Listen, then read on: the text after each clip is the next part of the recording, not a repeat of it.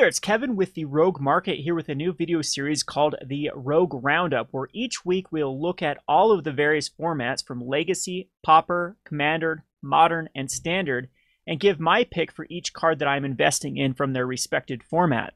From this week, we are going to start with Legacy, and I have picked Flusterstorm as the card I would invest in from Legacy.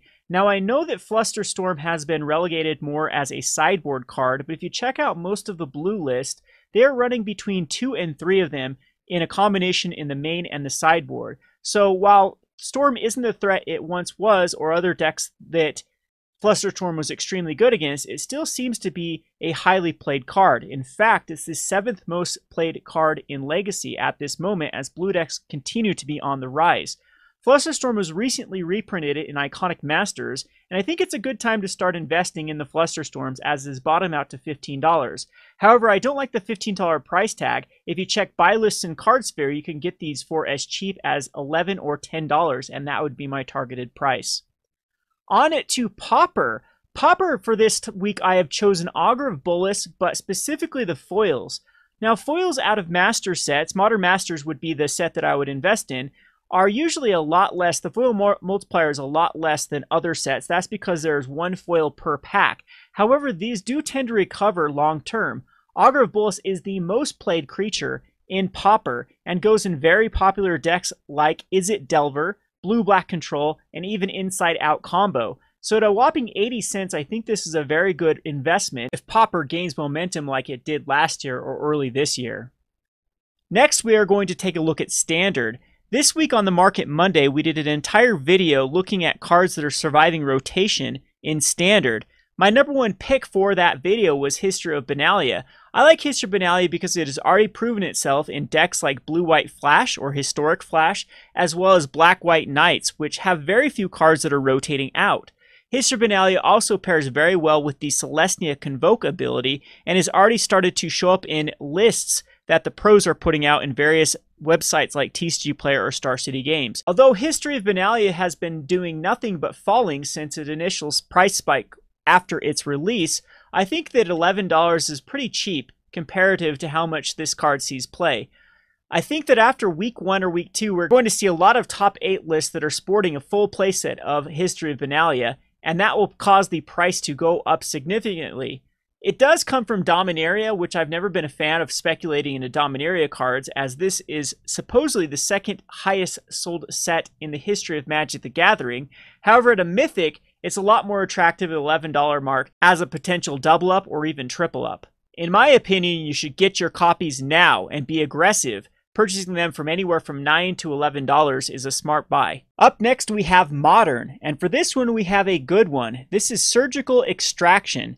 Surgical Extraction is starting to go up in price because of Assassin's Trophy.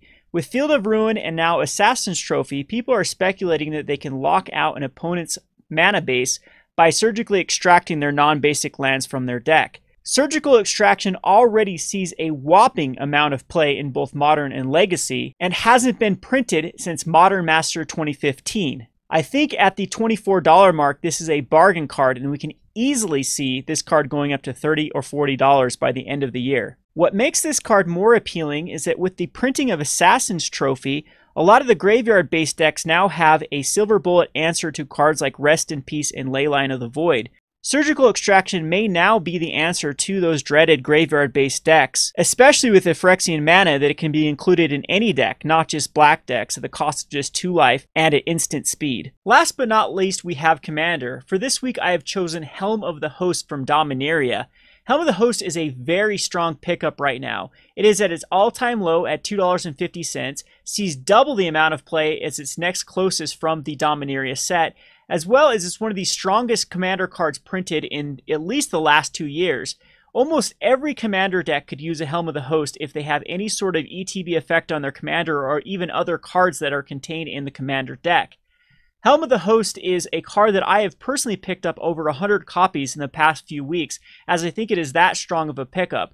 Typically, I don't like picking up cards from Dominaria. Dominaria still has a $50 mythic, meaning even though it's not in its draft height anymore, people are still going to be opening up these packs looking for Teferis and Karns. However, the amount of play this season Commander is very comparable to something like Zendikar Resurgence, that even though it had a reprinting in a recent Commander set, continues to go up in value.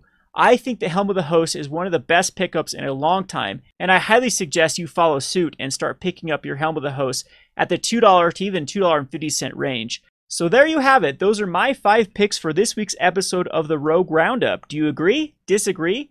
Let me know in the comment section below. Do you have any other picks that you would pick up right now? I hope you enjoyed this video, and be sure to check back next week and we'll do this all over again for the weekly series, the Rogue Roundup, where we'll be looking at cards from each of the popular formats of Magic the Gathering. Be sure to like, comment, subscribe, hit that bell, and if you like other market content, be sure to check out my main channel over at Rogue Deck Builder, YouTube/Rogue Deck Builder. Thanks for watching, and we'll see you next week.